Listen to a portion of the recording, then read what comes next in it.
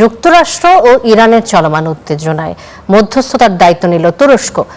আঙ্কারায় হয়ে গেল পররাষ্ট্রমন্ত্রী পর্যায়ের বৈঠক শেষে যৌথ সংবাদ সম্মেলনে তুর্কি পররাষ্ট্রমন্ত্রী জানান, সামরিক পদক্ষেপ নয়, আলোচনার পক্ষে আঙ্কারা। আলোচনায় রাজি ইরানও।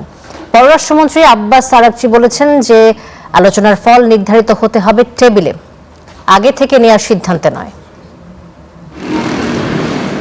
উত্তাল বিক্ষোভ পেরিয়ে তেহরানের সড়কে ফিরেছে কর্মমুখর ব্যস্ততা।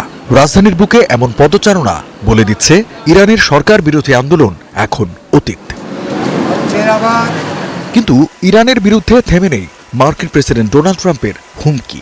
বিক্ষোভের ফসল ঘরে তুলতে না পেরে এবার ট্রাম্পের লক্ষ্য ইরানের পরমাণু কর্মসূচি, আরব সাগরে যুদ্ধ সাজে মোতায়েন করা রণতরী। এমন টালমাটাল পরিস্থিতিতে ইরানের পাশে দাঁড়ালো তুরস্ক।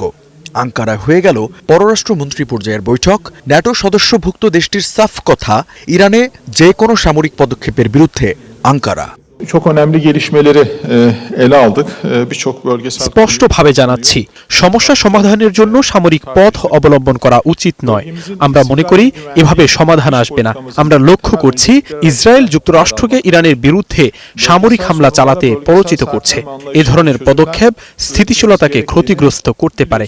আমরা আশা করি মার্কিন প্রশাসন এই ধরনের পরিস্থিতি ঘটতে দেবে না। Balkanlarda gerekse Güney Kafkasya'daki çalışmalarımızı da ইরানে মার্কিন হামলা ঠেকাতে ওয়াশিংটনের সঙ্গে দেন দরবার করার কথাও জানালো Ankara. Sayın Cumhurbaşkanımız bu sabah da Sayın Pezeşkiyan'la Abbas আরাগচির সঙ্গে সাক্ষাতের আগে গতকাল স্টিভ উইটকফের সঙ্গে আমি দীর্ঘ বৈঠক করেছি। এছাড়া আমরা আরও কিছু মিত্রের সাথে বৈঠক করেছি।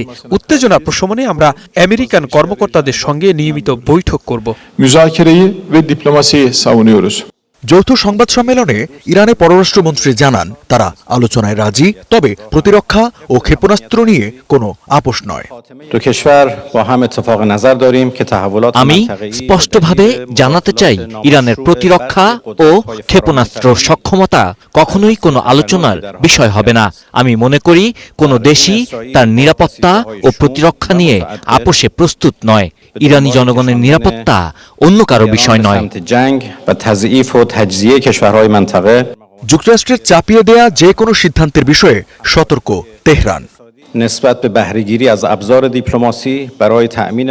আলোচনার ফলাফল আলোচনার টেবিলেই নির্ধারিত হবে, আগে নয়।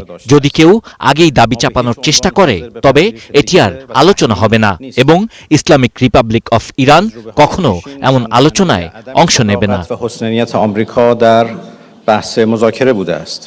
দুই পররাষ্ট্রমন্ত্রীর বৈঠকের দিন চলমান পরিস্থিতি নিয়ে ফোনে কথা বলেছেন তুরস্কের প্রেসিডেন্ট রেসেপ তাইপ এরদোয়ান ও ইরানের প্রেসিডেন্ট মাসুদ পেজিশকিয়ান। এর মধ্য দিয়ে এটা পরিষ্কার, ইরানের সঙ্গে যুক্তরাষ্ট্রের উত্তেজনা কমাতে জোরালো কূটনীতি চালিয়ে যাচ্ছে Ankara. Ranju Iftekhar, star news.